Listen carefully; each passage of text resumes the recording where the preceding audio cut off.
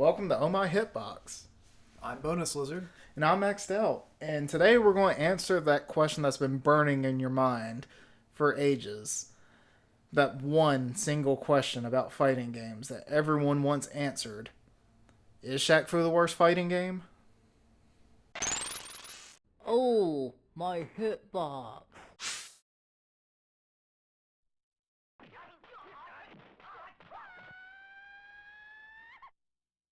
He wears size 22 Triple E shoes on his feet.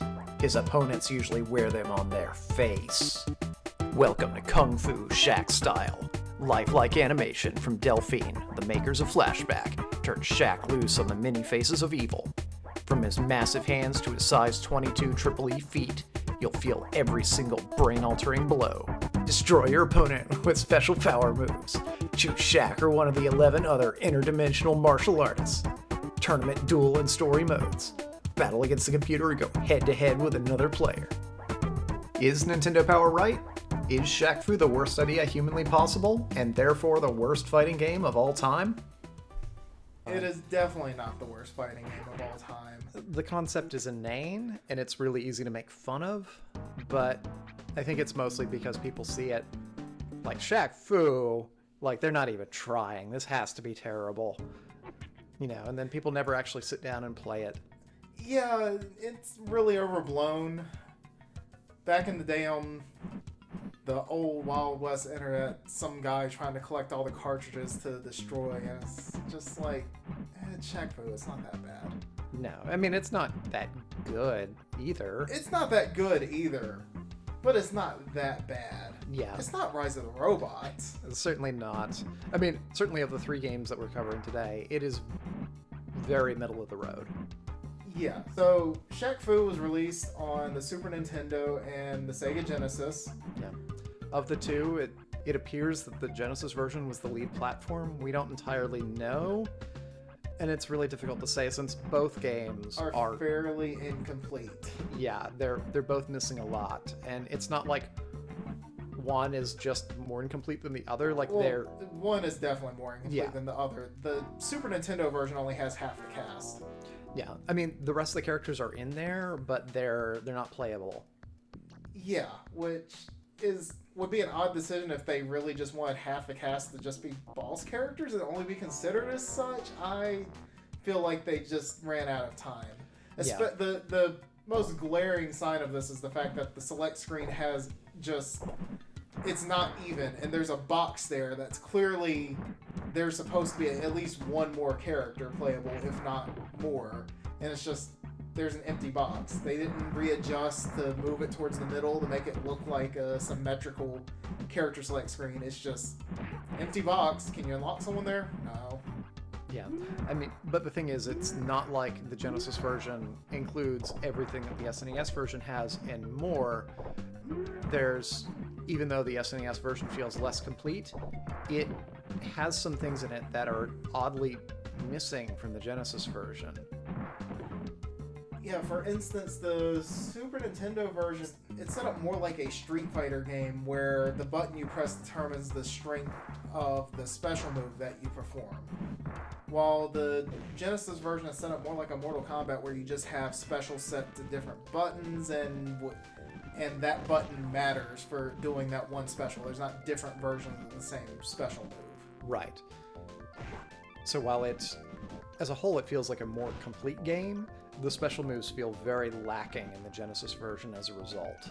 Yes, and the inputs on them are very inconsistent, which leads more to the Street Fighter versus Mortal Kombat comparison, because on the Super Nintendo version, you can do quarter circles and it works just fine, while the Genesis version is very much tap each direction in order to have your special move come out.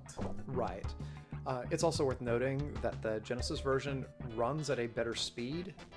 The SNES version feels both slower and laggier in the controls. Which is really saying something because neither game is particularly responsive. Yeah, it runs into the common issue of being overly animated, which having fluid animation is really good, but especially in a fighting game, you need to cancel that quickly. You don't want to make character have to complete a full animation cycle before they can take another action. Yes, the idea of a good fighting game is generally have everything be fast, responsive. It should be active. It should be when you press a button, your character reacts to that button press as soon as possible, unless you're doing a powerful move that requires some wind up. Right. But Wind up or recovery. Yes, but generally you're not wanting to, say, have startup frames on your jump. Yeah. Or your duck, for that matter. Yeah. And in both games, the walking is very slow. The walking's slow. The jumping is very awkward. The run has a startup. Yeah, the run has a startup. Jumps go further than you would expect. You perform one and you don't really have a good sense of where you would land. And when you press the button, it feels like the air normal doesn't come out anywhere near fast enough. Yes, like you have to almost yomi yourself with it and like press it as soon as you jump, even though it's not going to come out anywhere near when you first jump. Right, which, I mean, this makes connecting anything exceedingly difficult compared to something more professionally done, like a Street Fighter. Don't jump. Right. Well, I mean, it's a fighting game. You don't jump anyways. Yes, but you especially don't Yes. jump in this. In Shaq Fu, jumps are always useless. Where in Street Fighter, like, especially in Street Fighter 2, you know, you get a hard knockdown, and then there's a point where you can do a safe jump. In Shaq Fu, you never jump. Because you don't know where you're going to land, you're not going to be able to attack properly out of it, and you're just setting yourself up to get hit by the other person. Yes, except they're not wanting to do too much to you when they hit you because... Right, well, they don't know where you're going to land either, so... Well, not only that, but the game really lacks in combos. Yeah. In general, both versions of the game, there's not much you can do for combos. It's mostly a matter of spacing out your normals and just hoping you hit. And if Right. you hit, just taking it as it is, because it's almost like it's back in a neutral situation.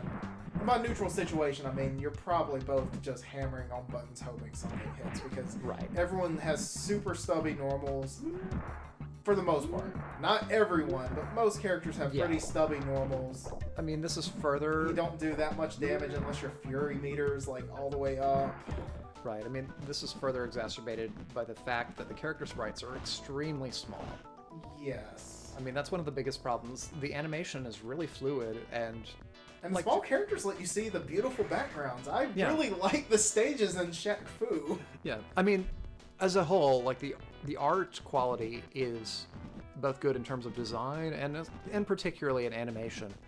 The issue is that for a fighting game, you really don't want small characters. They should be much larger than they are.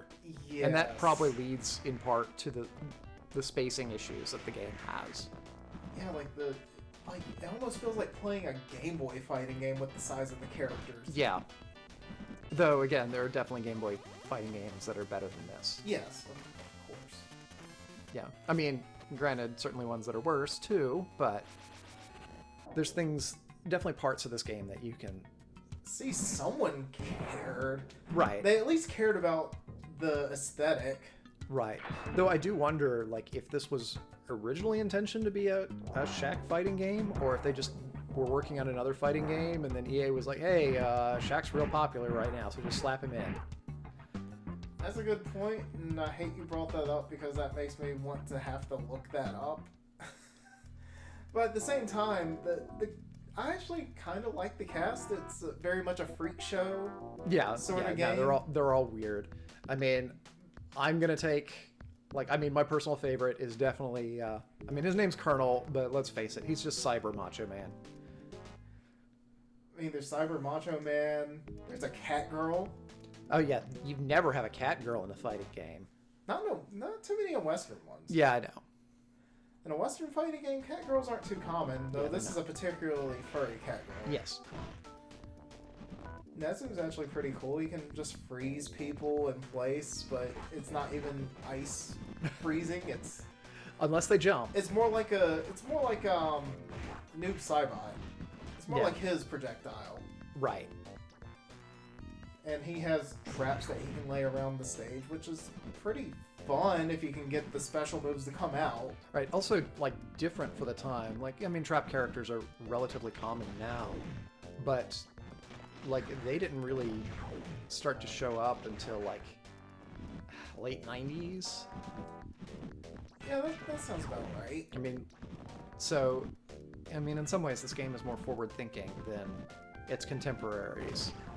It has decently well balanced like full screen specials. The voodoo lady, I don't remember her name. No, her name is Voodoo. Wait, it was Yeah, actually just voodoo? Yeah, no, her name is straight up Voodoo. Okay. I'm actually a genius. I remembered that. I totally did not forget that.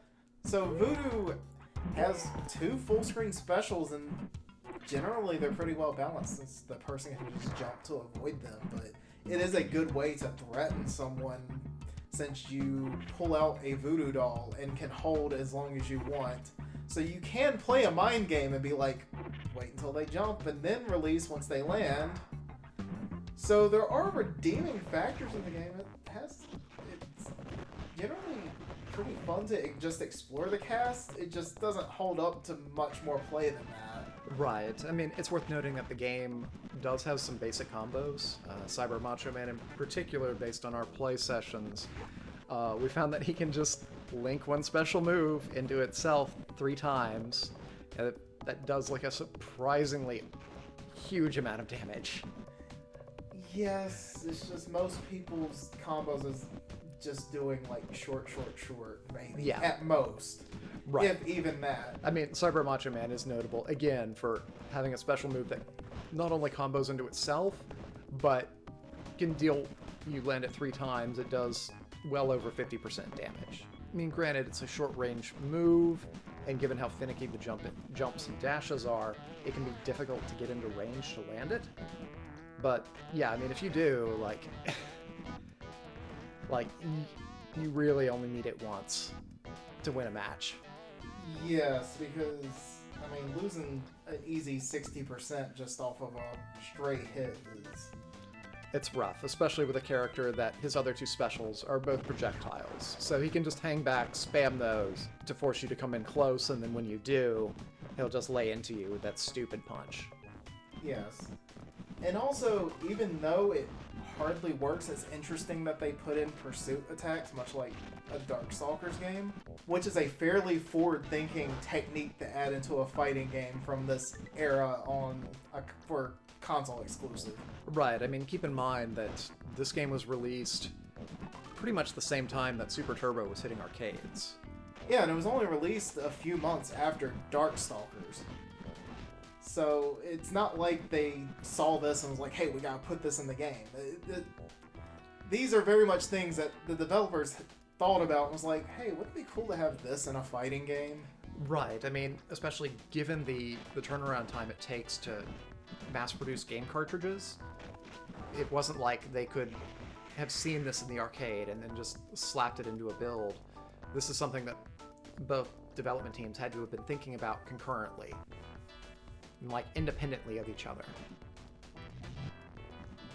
So overall, Shaq Fu is not nearly as bad as what its reputation would lead you to believe. It's easily memeable because, it's a Shaq fighting game. I mean, it's goofy. But the developers and weird, clearly cared about what they were making to some sort of extent. Right. Again, like, effort was very much put into this. Certainly more so than, like, Rise of the Robots. Yes, definitely. Even though this game still feels very much like just a slap fight to an extent. Yeah. The specials are at least interesting if you can get them to come out. It's not exactly mechanically deep, but there's fun to be had. Right, and at the very least... There's fun to be had if you play it one afternoon. Yeah. Not much more than that. Yeah, no, there's not a lot of staying power. So, I think we're both in agreement at the very least that Shaq Fu does indeed rise above the robots. Yeah, absolutely. It is most definitely not the worst fighting game ever made. Or at least the worst fighting game we've played so far. Well, yeah. Of the 2. So, how much better is it? Well, it's still not great. Yeah, I mean, we can't put this directly in the middle. It's a bit worse than mediocre. Yeah, I would agree, but I think D's fair placement, so it's definitely better than Rise of the Robots. Yeah, and it's not so bad or so boring. I would put it in E. There's a little bit to the game. Yeah, I mean, I like punching the shit out of people with Cyber Macho Man. I mean, that's something.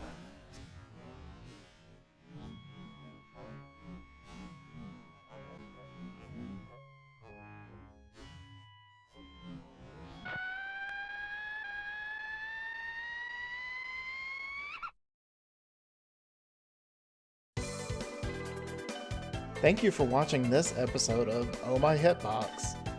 Make sure to tell us in the comments why we're wrong about Shaq Fu, or leave some game suggestions. If you want some more of us, check us out on Twitch at twitch.tv/boguslizard or twitch.tv/maxedoutEX. Later.